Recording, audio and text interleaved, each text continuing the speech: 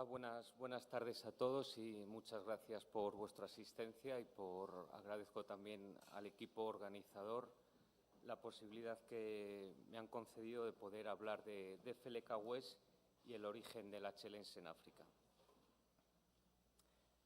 La charla va a tener una dinámica de preguntas que vamos a intentar responder, viendo en qué medida Felecahués está aportando nueva información para completar esta imagen que queremos obtener del origen de la excelense. Las preguntas que vamos a formular, en primer lugar, antes de entrar en el origen de esta nueva forma de hacer herramientas, es ¿qué es el excelense? Posteriormente veremos cuándo y dónde aparece, quién es el autor intelectual de esta tecnología y cómo y por qué aparece la excelense. Desde que en 1872 el concepto de excelense se introduce en la literatura arqueológica, gracias a Gabriel de Mortillet, el excelense ha sido asociado a la presencia de bifaces. Por lo tanto, antes de meternos en los pormenores de qué es el excelense, cómo se caracteriza, es fundamental hablar o definir qué es un bifaz. Hemos encontrado esta definición del Museo Arqueológico Nacional, que creo que es oportuna, y además refleja muy bien los rasgos generales que caracterizan a este objeto que llamamos bifaz o hacha de mano. Queremos destacar esta frase que hemos subrayado en amarillo, en el que dice que la perfecta adecuación entre la materia, la forma y la función de este instrumento es una prueba de la inteligencia y habilidad de los primeros seres humanos. Su forma obedece a un plan o proyecto mental. Este plan o proyecto mental que caracteriza al bifaz, que comúnmente lo llamamos también como plantilla mental, se basa en una característica fundamental y es la simetría que, por regla general, presentan los bifaces. En la mejor de las ocasiones, cuando estamos ante un bifaz muy bien tallado, como hemos visto en la imagen inicial, que es un magnífico bifaz encontrado aquí en Madrid, en el Manzanares, vemos que estos objetos, como digo, en estas circunstancias óptimas, presentan una simetría en cualquiera de las facetas que tiene un bifaz. Pero el bifaz también se caracteriza por otra serie de elementos que caracterizan el diseño, como es una base globular, suelen ser objetos alargados, suelen presentar también una talla bifacial, dos filos tallados normalmente de forma bifacial que convergen en un extremo apuntado, y también hay un ajuste en el espesor del objeto y se va adelgazando conforme se acerca al ápice o ese extremo distal del objeto. La primera definición que obtenemos en la literatura y que proporcionan los investigadores del siglo XIX y que recorre toda la historia de la arqueología del Paleolítico hasta el día de hoy, es que el excelense se asocia a una tradición cultural. Las tradiciones culturales en estos primeros momentos se caracterizan por fósiles tipos, un concepto que se recoge de la geología, y los fósiles tipos que caracterizan al excelense pues es lo que se llama la tríada excelense, que es la presencia de bifaz, hendedor y pico. No tienen por qué aparecer a la vez ni en conjunto. Entre estos tres destaca sobre todo el bifaz. Se utiliza la presencia del bifaz o de estos conjuntos, de estos elementos de gran formato, como el marcador de esta tradición cultural. Si bien es cierto que conforme avanzan los estudios en la arqueología paleolítica, se empiezan a introducir otros marcadores que caracterizan un conjunto como excelense, como puede ser la frecuencia. Ya no solo basta con que haya bifaces, sino que tienen que tener cierto porcentaje en los conjuntos. También se utiliza otro criterio que es el refinamiento formal. Todos los bifaces no son no presentan el mismo grado de refinamiento ni de simetría. Entonces, lo que se hace se parte de una secuencia que va desde lo simple a lo complejo, desde las formas más simples, más rudimentarias, a las más sofisticadas, con bifaces con una perfecta simetría. Esto sirve para dividir el achelense en tres momentos: el achelense inicial, medio y superior, aunque toda esta taxonomía ha sido suprimida y ahora se ve el achelense de una forma más monolítica y no se divide en estos tres periodos. Un buen ejemplo de esta visión tipológica propia de la escuela histórico-cultural es la secuencia que propone Mary Leakey en 1971, a raíz de su estudio de los lechos 1 y 2. Presenta 11 colecciones, 11 conjuntos líticos de las excavaciones que realiza en los años 60 y divide la secuencia cultural en 4 tradiciones culturales. A la vez establece una lista de elementos tipológicos y en función de su frecuencia lo que hace es caracterizar a cada tradición cultural. De esta manera, el oldubayense, que sería la tradición más antigua, asociada al lecho 1, se caracteriza sobre todo por una presencia abundante de cantos trabajados que ella denomina choppers o chopping tools. Luego vendría el oldubayense evolucionado A, que tiene muchos elementos en común con el achelense en esta base tipológica, pero el marcador diferencial es la presencia bastante residual de lo que ella denomina protobifaces. Luego de ahí pasábamos al oldubayense evolucionado B y al achelense. Los dos conjuntos, las dos tradiciones presentan bifaces. Es ahora cuando Mary Leakey introduce la noción de la frecuencia y dice que a partir del 40% de los útiles, si son bifaces, entonces se clasifica como achelense, y si el porcentaje de bifaces es menor al 40% en este cómputo de útiles en un conjunto, entonces lo llama oldubayense evolucionado B. También utiliza el marcador del refinamiento formal de estos objetos para atribuirlos. Evidentemente, los más complejos, sofisticados, los asocia al achelense, y los que presentan un aspecto formal más elemental los vincula con el oldubayense evolucionado B. A partir de los años 50 y 60, a raíz de la nueva arqueología, con la inclusión de los estudios procesuales y más adelante de los estudios tecnológicos, se empieza a vestir el achelense con otra serie de elementos. Se empieza a hablar de achelense como tecnocomplejo, si bien todavía se mantiene esa definición histórico-cultural tipológica, manteniendo como marcador principal de la identidad del achelense la presencia de bifaces. En contextos africanos hablamos también de Large Cutting Tools, cuyo acrónimo es LCTs, en el que están incluidos bifaces, pero también otra serie de objetos de gran tamaño. Estos estudios procesuales y tecnológicos, como digo, empiezan a vestir, a complementar la descripción del achelense y se empiezan a incluir otra serie de atributos que lo que hacen es diferenciarlo de los conjuntos achelenses, de los conjuntos oldubayenses anteriores. Así, se dicen que estos homínidos que hacen el achelenses tienen la habilidad para sacar grandes lascas, empiezan a estandarizar los procesos de configuración y de explotación, hay una preparación de los núcleos y aparecen cadenas operativas más diversas que se fragmentan en muchos yacimientos, aparecen de forma fragmentada, otras enteras, entonces los conjuntos empiezan a ganar más complejidad. La cuestión de la variabilidad que veíamos que Mary Leakey le daba una atribución cultural en ese aspecto de la frecuencia de bifaces o LCTs y el refinamiento, esta variabilidad formal que presentan estos grandes formatos. La novedad reside en que ahora, con la escuela procesual y tecnológica, lo que se hace es interpretar esta variabilidad ya no en clave cultural, sino en clave económica.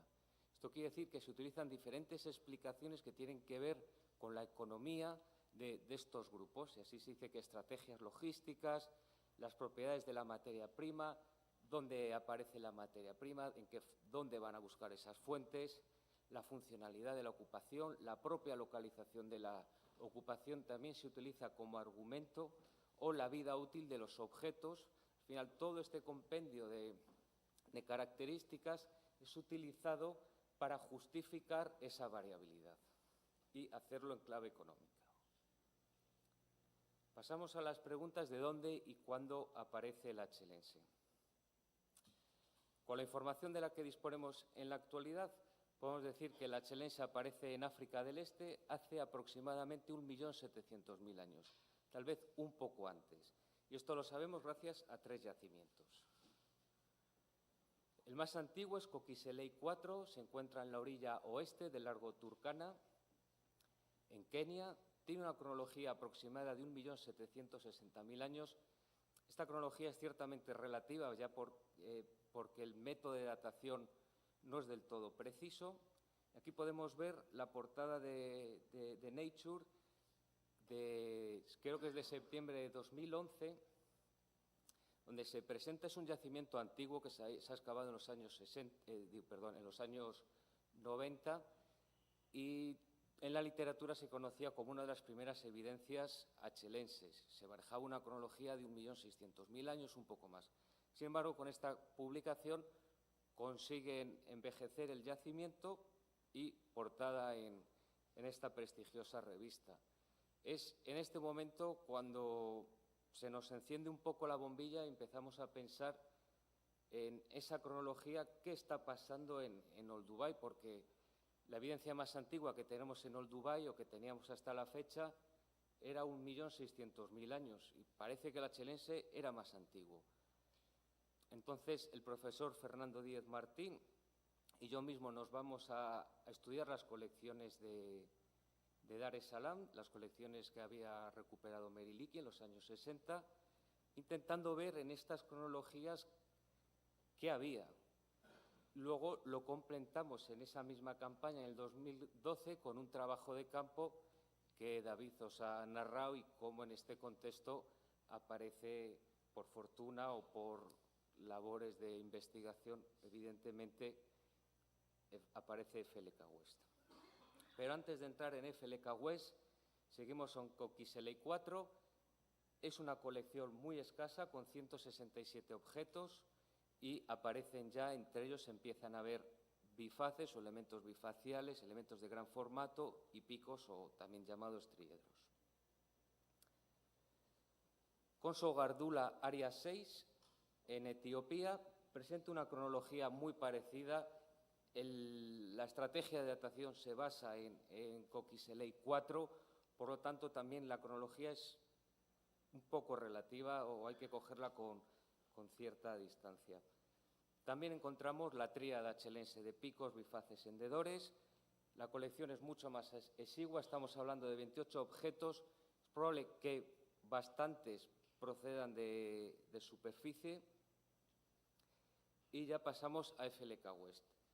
Tiene una cronología, como nos ha contado David, próxima a 1.700.000 años, y hemos excavado hasta la fecha 17 metros cuadrados, en el que hemos encontrado 2.790 objetos coordenados. Esta es la secuencia que ya nos lo ha presentado perfectamente David, con la cronología y algunos de los materiales. También aparece picos, tenemos bifaces y hendedores.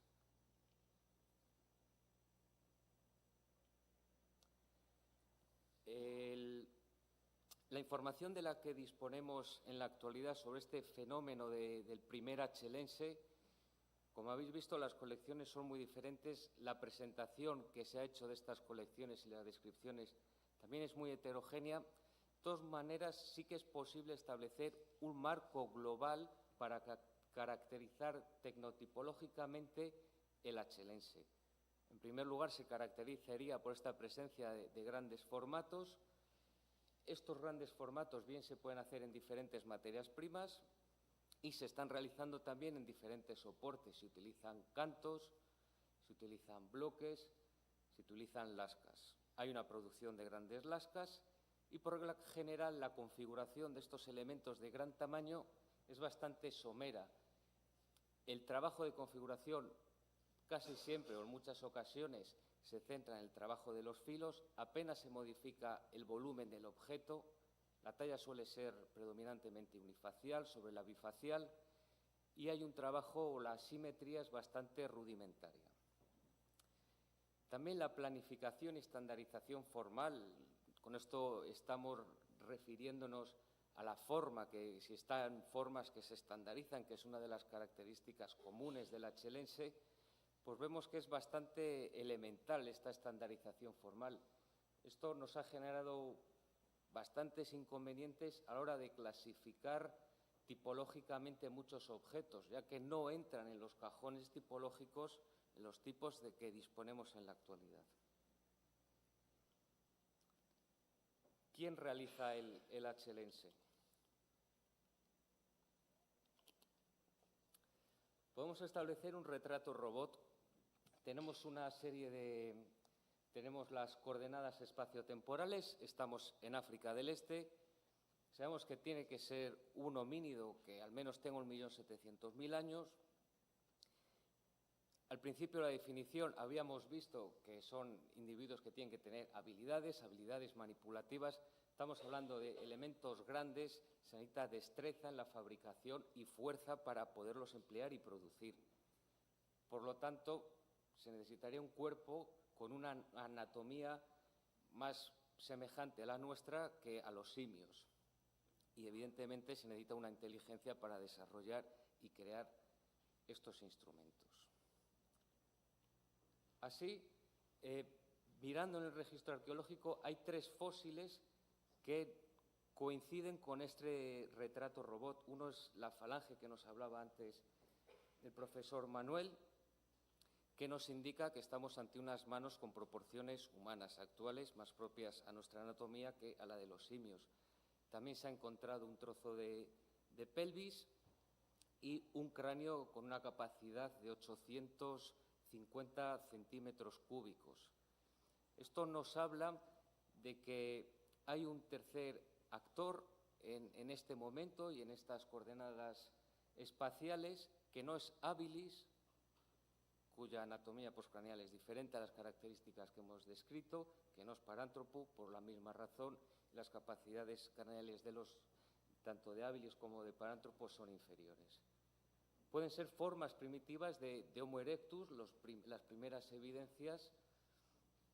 Lo que podemos al menos decir es que hay un sujeto más, un actor más con esta cronología y tendría sentido que fuera el autor del achelense. Con todo lo que hemos dicho hasta aquí podemos establecer este titular, y es que hace 1.700.000 años en África Oriental hay unos grupos de Homo erectus que empiezan a desarrollar una nueva tecnología basada en grandes objetos. Ahora, la cuestión es cómo se fabrican estos objetos y cómo se pasa de una industria oldubayense a la achelense. La transición oldubayense-achelense nos puede plantear 2 escenarios, uno que es el cambio gradual o el cambio repentino.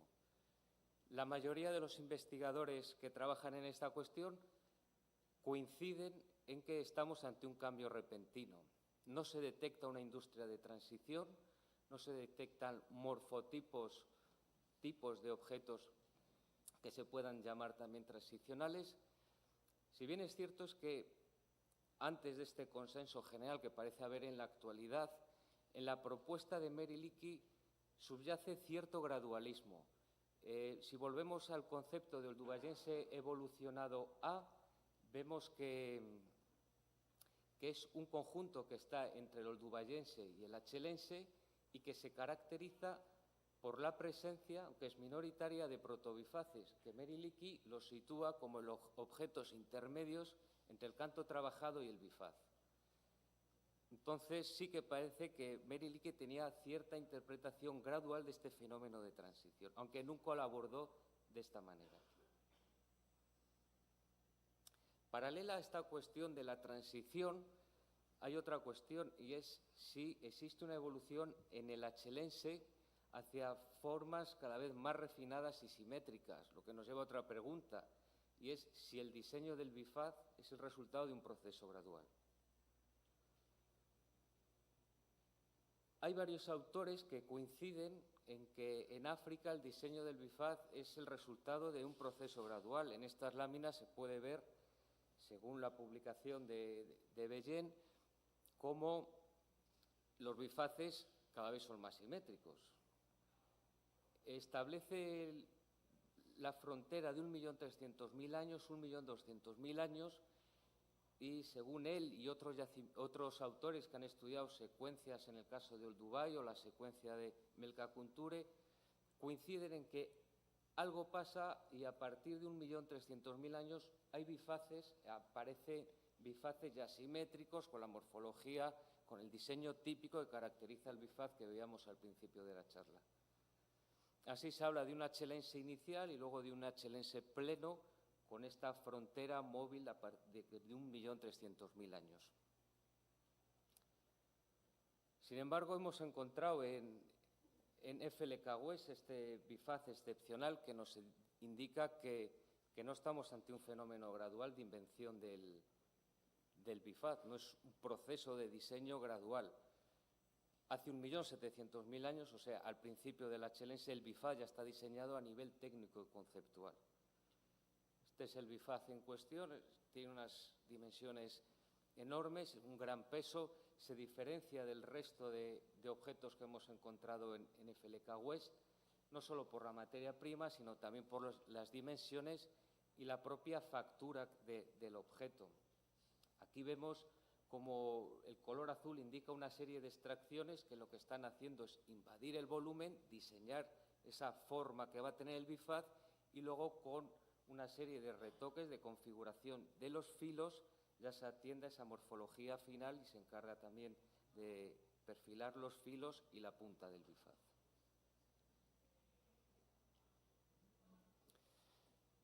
Que el bifaz aparezca de forma repentina no invalida el hecho de que hay muchas evidencias que sugieren que a partir de cierto momento en el achelense puede ser 1.200.000, 1.300.000, puede variar en función de la región de África en la que nos encontremos. Sí que parece que hay una tendencia hacia la planificación y la estandarización. Incrementa esta tendencia.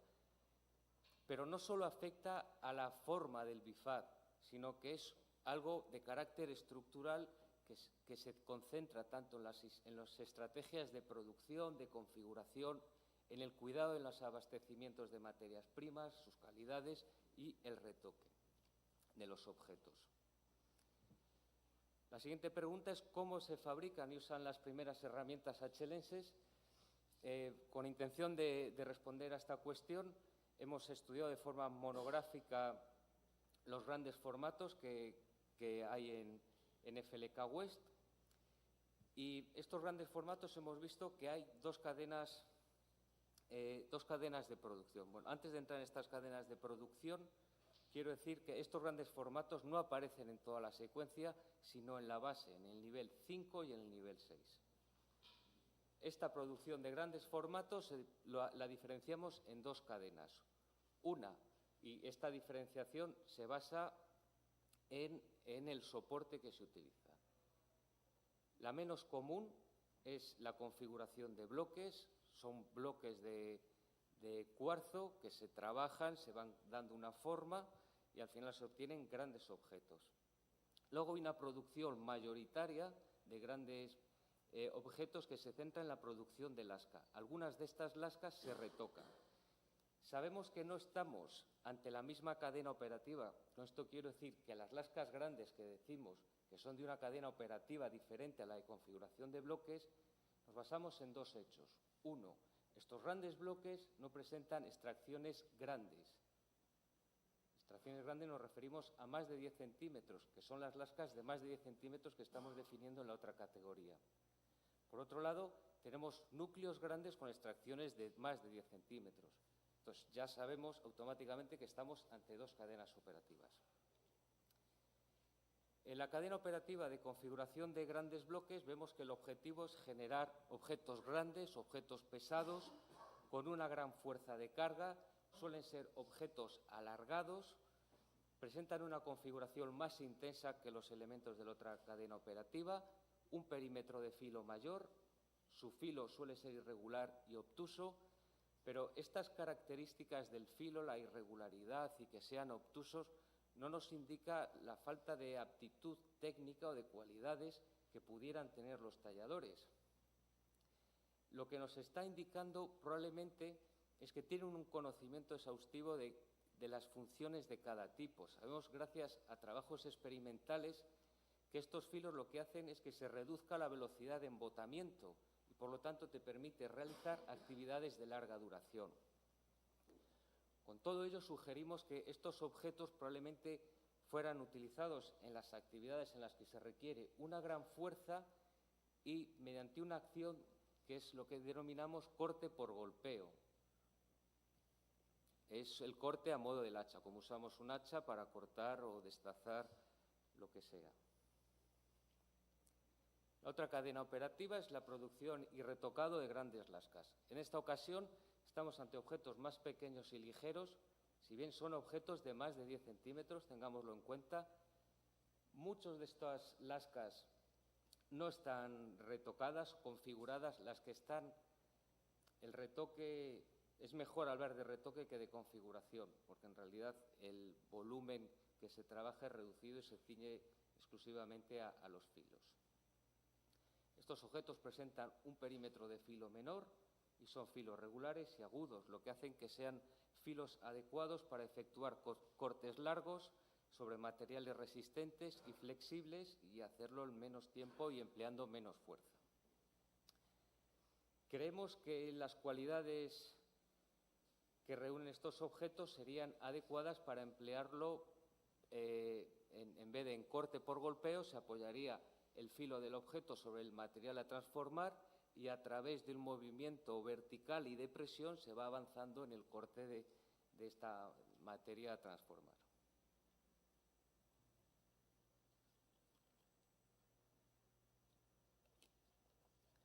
No hemos dicho en concreto en qué actividades, qué uso en concreto, con qué materias interactúan estos objetos. En la literatura arqueológica lo que hay dos líneas de interpretación. Una, que asocian los bifaces, que se asocian a objetos de carnicería que se pueden utilizar en todo el procesado incluso hay experimentos como la foto que pongo, que con un bifaz son capaces de procesar una carcasa de elefante completa. Pero también hay evidencias que nos sugieren que estos objetos pudieron emplearse en actividades de procesado vegetales, de elementos vegetales. Todos hemos oído el símil de que el bifaz es la navaja suiza de la prehistoria. Con esta expresión lo que se quiere decir pues, es que en un proceso de carnicería permite hacer diferentes actividades, también se puede utilizar en procesado de elementos vegetales, pero asimismo, en muchas ocasiones, algunos autores han sugerido que aparte de tener un utensilio, podemos tener, o en ocasiones se puede utilizar como un núcleo del cual tú extraes lascas y obtienes objetos con filos y utilizas esos cuchillos. ¿Por qué aparece el hachelense? No creo que haya una respuesta directa y una explicación concreta. Sí que es cierto que existe un contexto que nos puede ayudar a sugerir la razón por la que emerge el hachelense.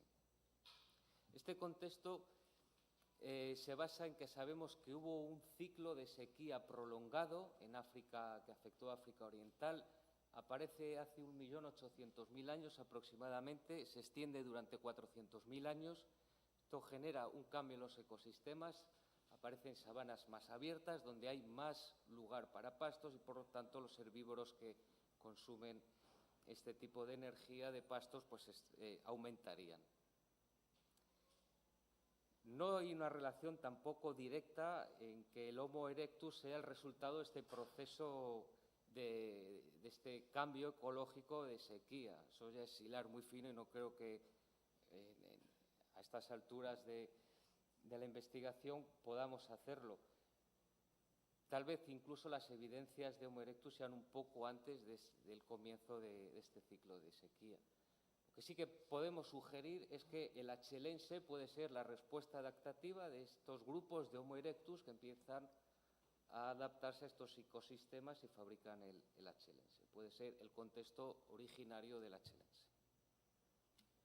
En cualquier caso, lo que estamos es interpretando el achelense como una respuesta, como una nueva tecnología destinada a la adquisición y consumo de recursos, incrementa la caja de herramientas oldubayense, el número de actividades también se incrementaría, la eficacia, aparecerían nuevos patrones de alimentación y una diversificación de la dieta.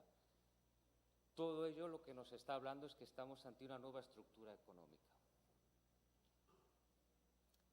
Por último, para cerrar el círculo que hemos establecido de preguntas y respuestas, queremos volver a la pregunta inicial de ¿qué es el achelense? Esto nos lleva a la cuestión de la variabilidad del registro que hemos encontrado en la secuencia de FLK-West, porque no estamos ante una secuencia monótona. FLK-West es un yacimiento muy importante por varias razones. En primer lugar, es obvio, ¿no? Es la presencia, uno de los testimonios más antiguos de achelense de la humanidad. La calidad de los materiales, el grado de conservación, la asociación de un conjunto achelense con un conjunto de fauna en el que se ven que la fauna estuvo procesada por estos instrumentos, no tiene por qué ser gran formato, sino este nivel achelense en el que hay grandes formatos, pudieron interactuar con la fauna. Es la primera evidencia directa, la más antigua de la que disponemos. Pero también es muy importante este yacimiento por la variabilidad que presenta su secuencia.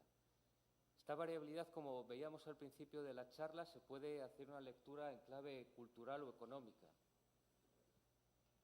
Antes de adentrarnos en qué interpretación damos, lo que hemos hecho es un estudio en conjunto de los 6 niveles. Hay 6 niveles arqueológicos, todos ellos presentan materiales líticos y vemos que hay una serie de pautas comunes.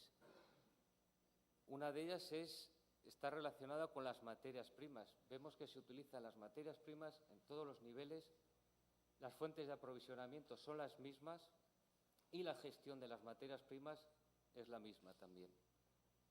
El sustrato de todos los conjuntos es de núcleos y lascas, incluso en los conjuntos inferiores, en los que ya hay elementos de gran formato, estos a nivel porcentual son poco representativos, ya que gran parte de estos conjuntos de nivel 5 y 6, donde hay gran formatos, la producción está basada, el objetivo productivo mayoritario es producir lascas pequeñas o medianas. En eso coinciden todos los niveles. Luego, estos sistemas de producción de lascas pequeñas y medianas son los mismos a lo largo de toda la secuencia y no observamos en ellos ningún rasgo derivado. Con rasgo derivado nos referimos a que no vemos que en los núcleos, en esta producción de lascas pequeñas, medianas, veamos que los núcleos se preparan las plataformas de golpeo o se preparen las caras de explotación. En otros conjuntos achelenses un poco más modernos, en el lecho 2, con cronologías aproximadas de 1.500.000, 1.300.000, vemos que sí que hay rasgos derivados, que es esta preparación de los núcleos. Pero, al igual que hay semejanzas, hemos observado diferencias. La primera tiene que ver con la representación de las categorías de objetos. Cuando estudiamos un conjunto, el que sea, lo que hacemos es dividirlo en categorías, pues núcleos, lascas, residuos, fragmentos, LCTs, elementos de percusión, etc. Hemos hecho una serie de analíticas de estudios estadísticos con las categorías comunes que solemos emplear y luego lo hemos refinado con el factor discriminante de la dimensión de los objetos, ya que es un factor importante dada de que decimos que el achelense se caracteriza por la presencia de grandes objetos. Entonces hemos dividido las lascas, por ejemplo, en lascas grandes y lascas pequeñas. Ya no solo la categoría de lasca, la hemos visto si son grandes, pequeñas. En todas las ocasiones, en las diferentes categorías que hemos establecido, se forman en los análisis estadísticos que hemos realizado estas asociaciones. El nivel 1 y 3 se caracteriza por una presencia significativa de elementos de percusión, que lo diferencia con el resto de conjuntos. Los niveles 2, 4 y 5 se caracteriza por la presencia de núcleos destinados a la producción de pequeñas y medianas lascas o lascas de ese tamaño, y el 6 se caracteriza por la presencia de grandes formatos. También observamos diferencias en las cadenas operativas. Nos vamos a centrar en las cadenas operativas porque es la materia prima más trabajada en todos los niveles. En este caso podemos ver que hay dos cadenas operativas de gran desarrollo. Unas, las lascas de pequeño y mediano formato. Esto vemos que aparece en todos los niveles, si bien en el 1, en el 2 y en el 3 las cadenas operativas están fragmentadas, encontramos diferentes episodios de una cadena operativa, no están completas, y estas lo están en el nivel 4, 5 y 6. En relación a la cadena operativa de grandes formatos, que antes lo hemos dividido en dos en función de si se están haciendo objetos grandes sobre bloque, o se están haciendo objetos grandes sobre lasca, esta cadena operativa, indistintamente del soporte, aparece en el nivel 5 y aparece en el nivel 6. La diferencia es que en el 5 está fragmentada la cadena operativa y en el 6 está completa. Por último, la diferencia basada en la presencia o ausencia de bifaces o otros elementos de gran tamaño que llamamos LCTs. Estos elementos están presentes en los niveles de la base de la secuencia, en el 5 y en el 6, y en el resto de la secuencia no están. Es cierto que en el nivel 3 y en el nivel 4 hay lascas, alguna lasca de más de 10 centímetros, pero nos parece insuficiente como para poder justificar la presencia de una cadena operativa basada en la producción de grandes objetos, en este caso de grandes lascas.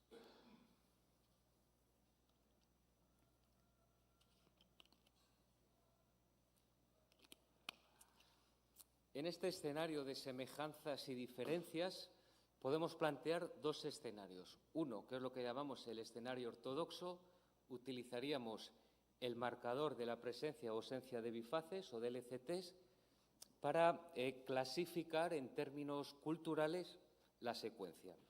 Así hablaríamos que el nivel 5 y 6 son achelenses, el 4 sería el oldubayense y el nivel 1, 2 y 3, como tiene menos de 100 objetos, igual es mejor darlos por indeterminados a la espera de que tengamos más información de los mismos. Vemos que estamos estableciendo esta taxonomía exclusivamente a través de una diferencia. Tenemos 3 diferencias y 4 semejanzas, pero siguiendo el paradigma vigente nos centraríamos como elemento taxonómico discriminativo la presencia y ausencia de bifaces. Las semejanzas no las tenemos en cuenta para nada y ahora se intenta explicar las otras dos diferencias, las diferencias basadas en las cadenas operativas y la diferencia basada en las categorías de objetos, y le damos una explicación diferente siguiendo este escenario. Así estableceríamos que la diferencia entre el nivel 5 y el 6 tendría una atribución económica, mientras que la diferencia entre el 5 y el 6 y el 4 se le daría una explicación cultural. Pero esto simplemente es por mantener en pie este elemento taxonómico marcador que es la presencia y ausencia. Nos veríamos forzados a tener que dar esta explicación. Luego está el escenario heterodoxo. Decimos, consideramos que las semejanzas que tenemos son significativas, las vamos a dar una atribución cultural y vamos a decir que toda la secuencia responde a una misma comunidad cultural. La podemos llamar X o achelense. Y las diferencias que encontramos en 3 niveles, pues decimos, tienen una explicación económica, con la serie de cuestiones económicas que decíamos, funcionalidad de las ocupaciones, el impacto que puedan tener, etc. Llamamos que esto es un escenario heterodoxo porque supone hablar de achelenses sin bifaces, y esto es contrario al paradigma vigente. No sería la primera vez que en el caso africano se insinúa que conjuntos de núcleos y lascas puedan ser o puedan englobarse dentro del achelense. Hay algunos ejemplos en la literatura, pero donde esta circunstancia tiene un mayor desarrollo y se ha convertido en un fenómeno paradigmático es en el caso del Pleistoceno medio en Europa. Una vez que aparece el achelense en Europa y antes de que se empiecen a desarrollar los conjuntos de Paleolítico medio, observamos que hay una gran variabilidad tecnotipológica en el continente. Hay conjuntos con bifaces, conjuntos sin bifaces, y esta variabilidad puede aparecer en una misma secuencia, puede aparecer en una misma unidad paisajística, aparece a nivel regional y a nivel continental. Europa oriental y occidental, a nivel tecnológico, son muy diferentes. Esto obviamente ha generado muchos debates, grandes problemas taxonómicos que en la actualidad se han resuelto, incluyendo, por ejemplo, el clactoniense, que es un conjunto, son conjuntos de núcleos y lascas, se han incluido dentro del achelense. Y así en el achelense se han ido metiendo diferentes tipos de industrias y diferentes objetos. Pero a su vez ha generado que haya voces críticas con el propio paradigma, con el propio concepto de achelense. Y así algunos autores prefieren hablar de achelenses en vez de achelense. Se sugiere que este mosaico, esta variabilidad, no se debe interpretar mediante conceptos rígidos y se considera que los morfotipos no constituyen el único indicador de una tradición cultural. Esta expresión de la paradoja del achelense creo que refleja muy bien esta situación en la que estamos utilizando un concepto de naturaleza inmutable definida en el siglo XIX, su inmutabilidad en cuanto que el achelense se asocia al bifaz y no hay achelense sin presencia de bifaces o sin presencia de LCTs, y estamos a través de este concepto rígido intentando explicar un registro cuya naturaleza vemos que es mutable. Esto ha llevado a que el achelense esté como a nivel conceptual en un estado de crisis, de ruptura paradigmática.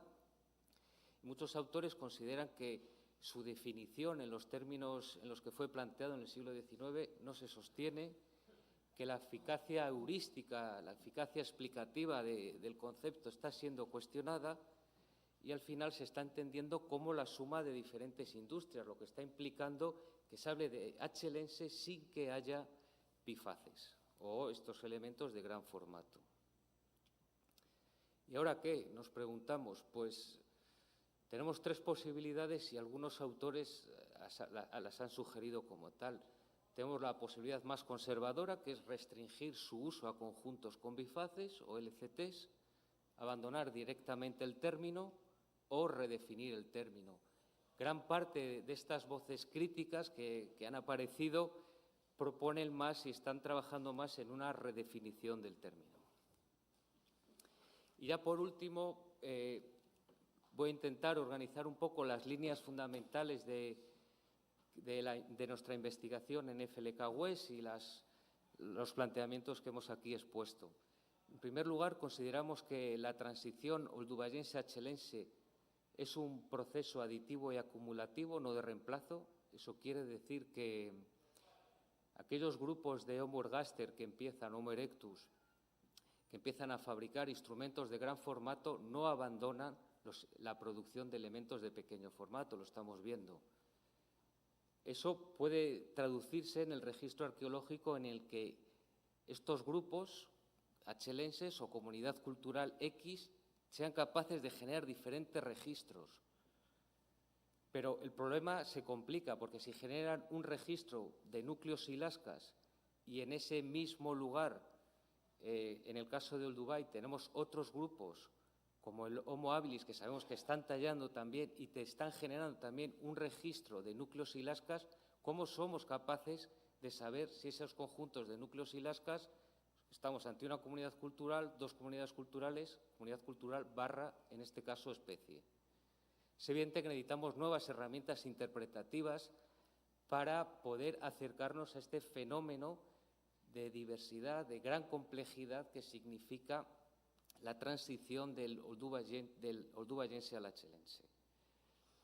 Y a nivel epistemológico consideramos que ordenar la variabilidad industrial según tipos de objetos, tipos de conjuntos, no es el mejor método para comprender el cambio y la diversidad cultural en el Paleolítico en general, porque estos problemas taxonómicos no solamente los estamos encontrando en esta transición oldubayense-achelense. Es un fenómeno que se repite. El cambio del Paleolítico medio al superior tiene el mismo problema.